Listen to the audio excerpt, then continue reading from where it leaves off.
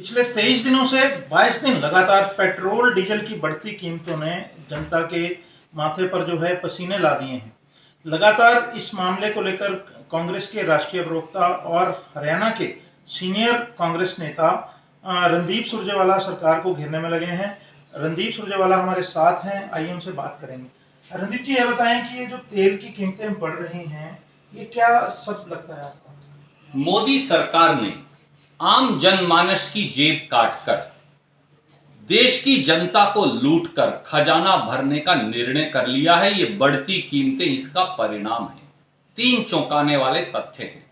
पहला, पिछले 6 साल में मोदी सरकार ने डीजल और पेट्रोल पर 12 बार एक्साइज ड्यूटी बढ़ाकर 18 लाख करोड़ रुपया अतिरिक्त कमाया है, जो देश के इतिहास में कभी नहीं हुआ। डीजल पर एक्साइज ड्यूटी 820% मई 2014 के बाद बढ़ गई और पेट्रोल पर एक्साइज ड्यूटी 248% मई 2014 के बाद बढ़ी। लॉकडाउन के पिछले 3 महीने की जिसकी आपने चर्चा की, तो देखें, पिछले 23 दिन में से 22 दिन पेट्रोल और डीजल की कीमतें समेत आज सुबह बढ़ाई गई। पिछले 3 महीने में डीजल की कीमतें 11 रुपया 17 पैसे प्रति लीटर और पेट्रोल की कीमतें 9 रुपया 20 पैसे प्रति लीटर बढ़ाई गई। अकेले इस 3 महीने की वृद्धि से 1,30,000 करोड़ सालाना मोदी सरकार अतिरिक्त कमाएगी। यह है लूट का हाल। और तीसरी बात और चौंकाने वाली है, अगर आप पेट्रोल कंपनियों का आज का भाव देखें, जिसका कागज मैं आपको दे रहा हूं, तो प्रति बैरल कीमत आज की तारीख में है 3,147 रुपया प्रति बैरल। एक बैरल कच्चे तेल में 159 लीटर होता है, तो लागत बनी 19 रुपया 79 या 19 रुपया 80 पैसे प्रति लीटर। 19 रुपया 80 पैसे प्रति लीटर लागत की चीज को जो हिंदुस्तान में पड़ रही है, आप 80 रुपया प्रति लीटर डीजल और पेट्रोल की शक्ल में कैसे बेच रहे हैं? क्या इसका मोदी जी जवाब देंगे? और बड़े मियां तो बड़े मियां, छोटे मियां सुभान अल्लाह। मोदी जी ने तो कीमत बढ़ा ही दी थी, खट्टर साहब ने भी 1 रुपया 10 पैसे प्रति लीटर का अतिरिक्त टैक्स लगा दिया। सब मिलकर लूट रहे हैं और जनता से वसूली हो रही है। डीजल माना जाता है कि किसान की खपत का एक साधन है, क्योंकि ट्रैक्टर में इस्तेमाल होता है और जो किसानी में जो भी वाहन या जो जैसे पंप की चलना है तो डीजल से चलता है। तो ऐसे में ये डीजल बढ़ाकर जो है किसान हितैषी होने का दावा भी करती है सरकार। क्या उसका जो है किसानों पर मार लग रही है आपको? देखिए, ये सरकार किसान से यही करती है।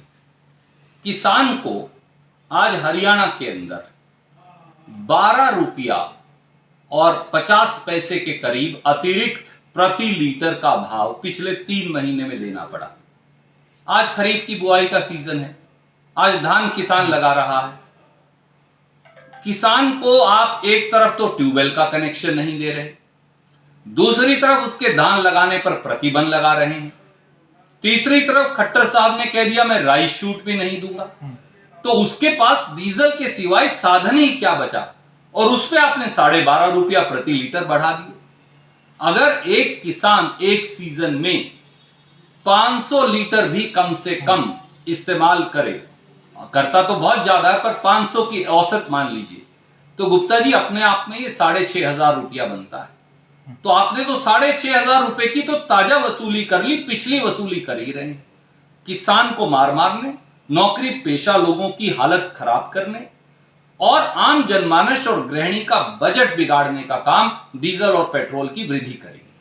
ये बताएं कि पेट्रोल डीजल जिस तरह से लगातार बढ़ रहा है, ना तो पेट्रोल जो डीलर्स हैं, पंप के जो ऑनर्स हैं, वो भी खुश नहीं हैं, और ये जो पेट्रोल और डीजल की लगती जो एक साथ बढ़ती कीमतें हैं, इकोनॉमी पे किस तरह से और ज्यादा असर डालेंगी?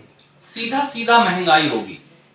किसान की आय कम हो गई क्योंकि आपने उसकी जो थोड़ा सा धान का रेट बढ़ाया था, वो सारा पैसा उसकी जेब से वापस निकाल लिया। धान की फसल तो जब बिकेगी पैसा तब आएगा, पर आपने तो आज ही उससे कीमत वसूल कर ली। नौकरी पेशा लोग, उनकी तनख्वाह कम हो रही है।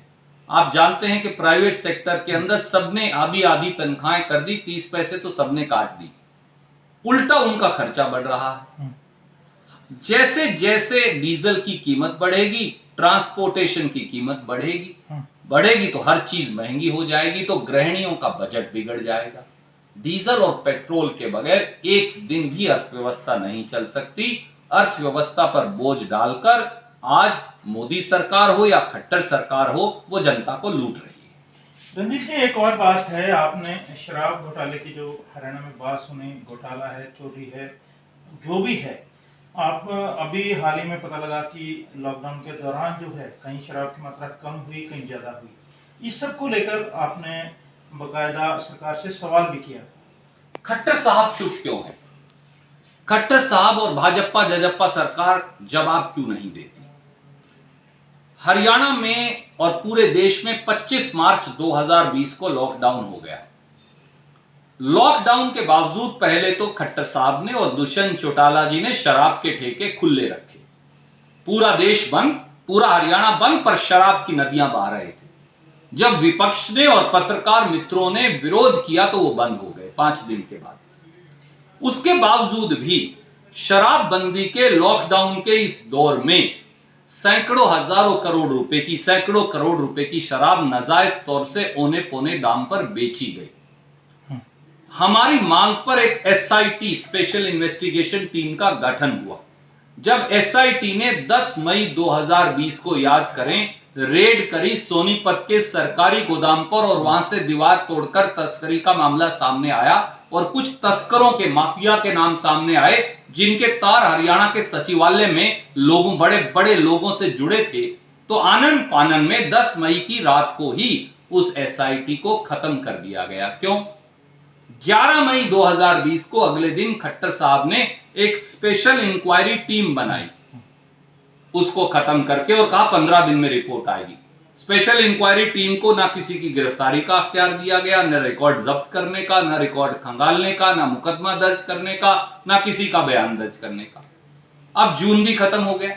अब उन्होंने पत्र लिखकर यह कहा है कि एससीटी ने खुद कहा खट्टर साहब को कि वो असहाय है, बेबस है, पंगु है। उनको तो एक कागज तक नहीं दिया, ये लीपापोती नहीं तो क्या।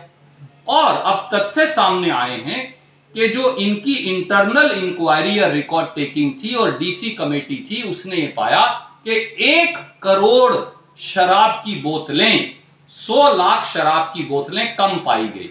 यानी बंद ठेकों में से निकालकर औने पौने दाम में अनाप शनाप तरीके से तस्करी और चोरी से वो बेच दी गई।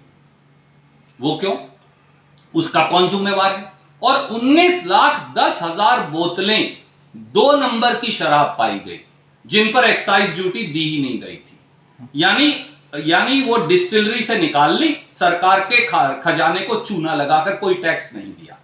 19 लाख तो मिली हैं, कितने करोड़ बेच दी गई ये किसको पता है। इसीलिए शायद पूरी तरह से लीपापोती हो रही है और जांच का कोई नतीजा ना निकले, सरकार शायद इस बात में लगी।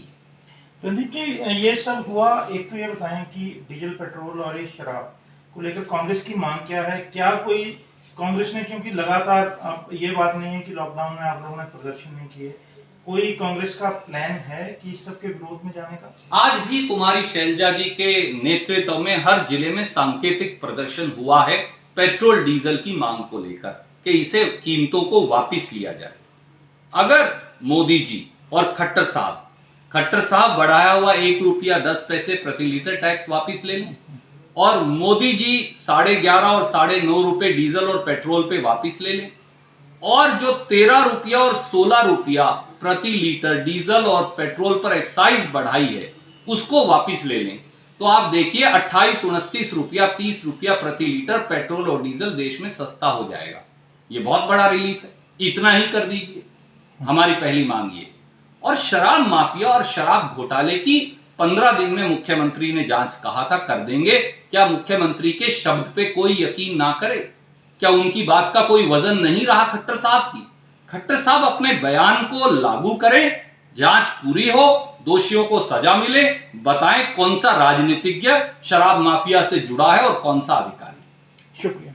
तो ये हैं रणदीप सुरजेवाला जो बता रहे थे कि जो पेट्रोल की कीमत इस समय 20 रुपए के आसपास पड़ती है, लेकिन सरकार मुनाफा वसूली कर इसे 80 रुपए बेच रही है। और डीजल की बात में उन्होंने कहा कि किसानों के ऊपर जो है कुठाराघात है, क्योंकि डीजल की जो इस्तेमाल है वो किसान और किसानी के लिए होता है। उन्होंने साथ ये भी कहा कि जो शराब का घोटाला हुआ है उसकी जो जांच है प्रॉपर हो, ताकि जो दूध का दूध पानी का पानी हो सके।